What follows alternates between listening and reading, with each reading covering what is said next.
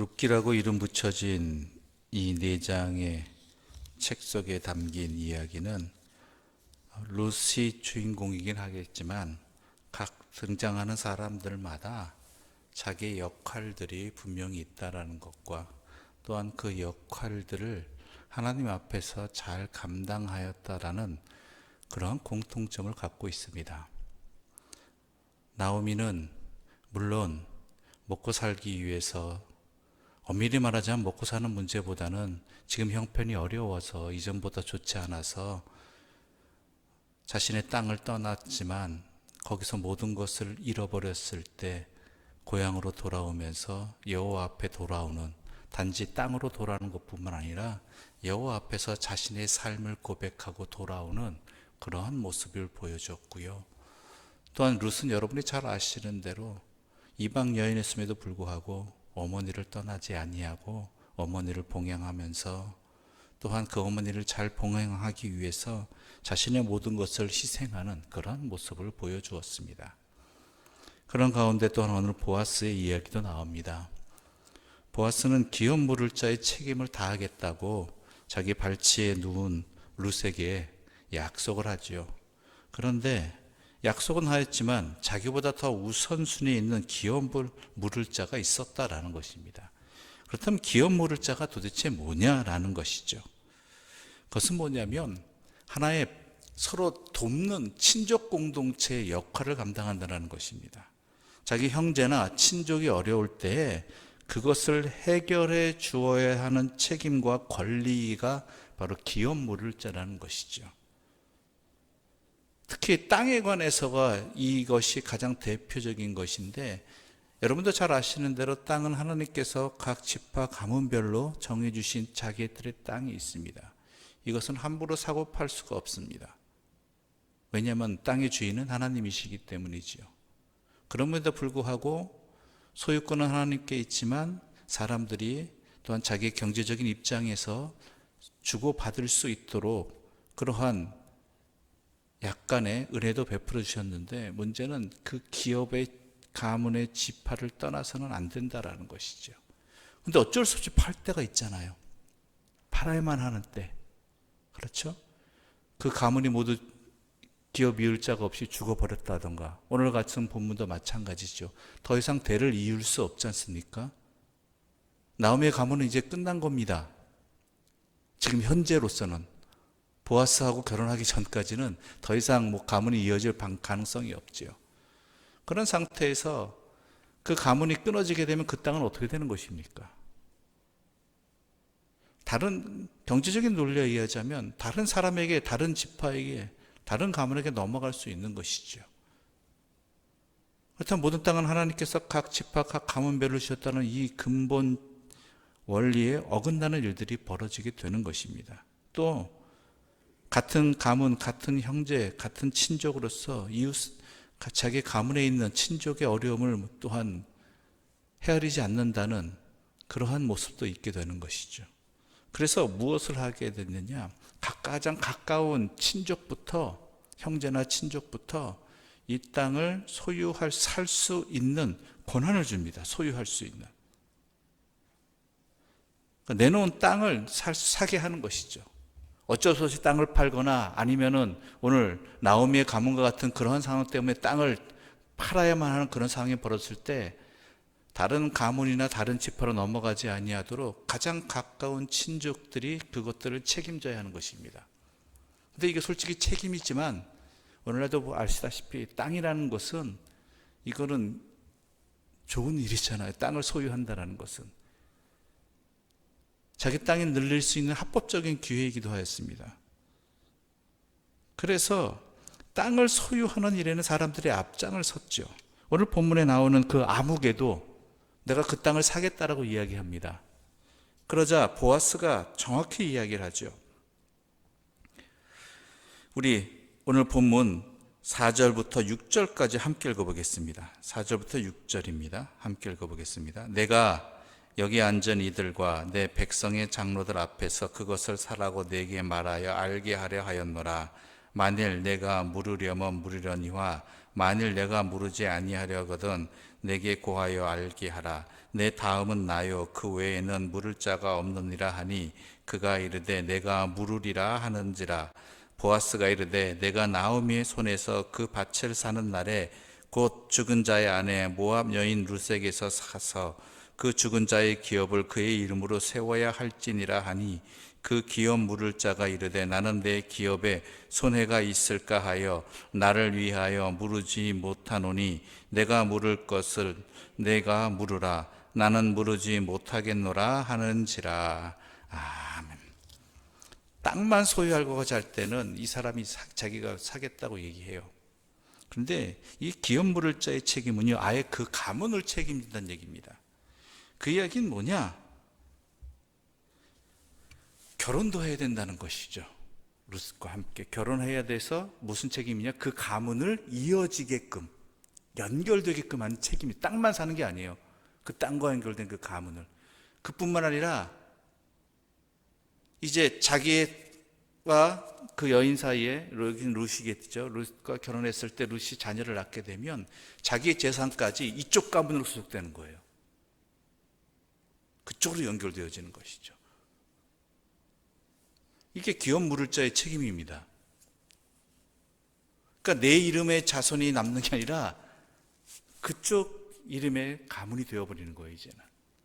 그러니까 이건 손해봐서 안 되겠다요. 땅만이면 내가 이것을 책임지겠는데, 내가 소유를 삼겠는데, 내 가문이 아니라 저 가문이 되어버린다면 내 땅까지, 내 모든 소유까지, 그건 내가 책임 못 지겠다는, 내가 손해다라는 것이죠.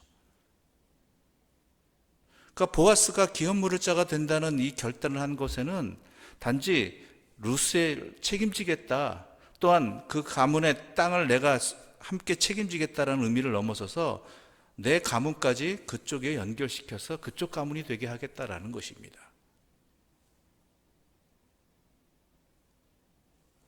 이것은 굉장히 손해보는 일이 그 당시로서는. 그래서 번복하고 난 안 하겠다고 하니까 보아스에게 넘어간 것이죠. 그러자 보아스는 자기가 책임을 지겠다고, 자기가 그 역할을 감당하겠다고 이야기를 합니다. 그렇습니다. 하나님의 일을 한다는 것, 하나님을 섬긴다는 것은요, 나에게 이익이 되는 일도 있지만 때로는, 아니 대부분 많은 경우 내 모든 것들을 희생해야 되는, 내 전부를 내놓아야 되는, 하나님 뜻에 내 자신을 온전히 드려야 되는 그러한 희생과 헌신의 자리도 함께 있게 되는 것입니다. 예수 믿는다는 건 어찌 보면 세상적으로 보면 손해보는 일입니다. 그렇잖아요. 한쪽 뺨을 누가 때리면 다른 쪽 뺨도 내주어야 되고, 누가 나와 오리를 가자고 하면 심리도 가져야 되고, 누가 내 옷을 달라고 하면 속옷까지 다 줘야 되고, 그뿐만이 아니죠. 사람과 사람 관계뿐만 아니라 내 뜻이 아니라 하나님 뜻이 앞장서야 되고, 예수 믿는다는 것이 바로 이것입니다. 혹은 이런 생각을 할 수도 있습니다. 예수 믿으면 복 받아야 되는데 맨날 손해만 보고 내 마음대로 하지도 못하고, 때로는 나의 있던 것까지 내놓아야 되는가? 그런데요, 여러분, 이러한 자들에게 하나님께서는 은혜와 복을 주십니다. 오늘 본문을 함께 다시 읽어볼까요? 우리 9절부터 12절까지의 말씀 함께 읽어볼까요? 9절부터 12절입니다. 함께 읽겠습니다. 보아스가 장로들과 모든 백성에게 이르되 내가 엘리멜렉과 기럨과 말론에게 있던 모든 것을 나오미의 손에서 산 일에 너희가 오늘 증인이 되었고, 또 말론의 아내 모압 여인 룻을 사서 나의 아내로 맞이하고 그 기업 죽은 자의 기업을 그의 이름으로 세워 그의 이름이 그의 형제 중과 그곳 성문에서 끊어지지 아니하게 하매 너희가 오늘 증인이 되었느니라 하니, 성문에 있던 모든 백성과 장로들이 이르되 우리가 증인이 되나니 여호와께서 내 집에 들어가는 여인으로 이스라엘의 집을 세운 라헬과 레아의 두 사람과 같게 하시고 내가 에브라스에서 유력하고 베들레헴에서 유명하게 하시기를 원하며 여호와께서 이 젊은 여자로 말미암아 내게 상속자를 주사 내 집이 다말이 유다에게 낳아준 베레스의 집과 같게 하시기를 원하노라. 이 보아스의 결단에 백성들이 또한 장로들이 축복으로 응답하죠. 당신이 이러한 수고와 헌신을 했을 때 하나님께서 거기에 그 이상의 복을 주시길 원하노라라는 것입니다. 한 가문으로 끝나는 것이 아니라 그 가문이 하나님의 쓰임이 되어지고 하나님의 영광을 드러내는 복을 받게 하시고 하나님의 일을 드러내는 사람들이 되게 해달라고. 단순히 야곱의 12아들 중에 하나가 되는 것이 아니라 그 12아들이 이스라엘의 지파가 되었듯이 모든 복의 근원이 되기를 원한다라고 축복하고 있지요. 이러한 복이 이 보아스에게 또한 이 룻에게 일어났습니까? 안 일어났습니까? 일어났다라는 거예요.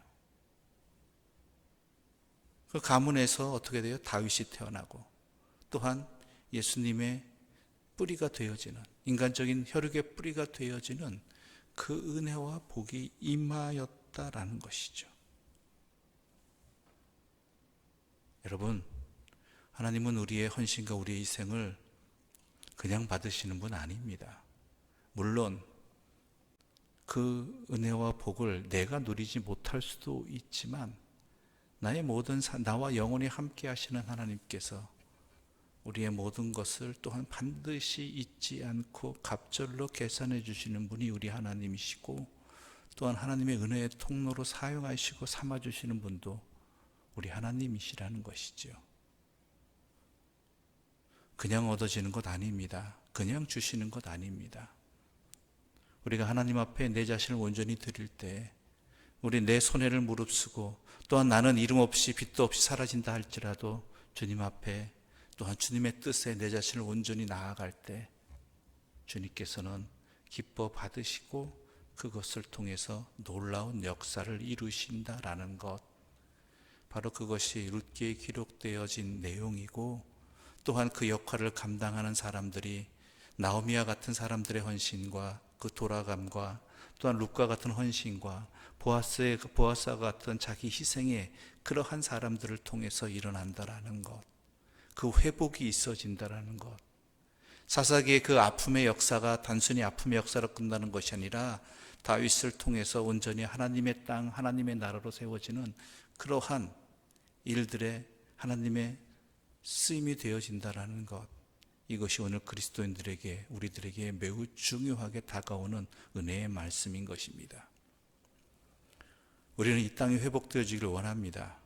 우리의 삶이 회복되어지기를 원합니다. 하나님 앞에서 또한 굳건하게 세워지기를 원합니다.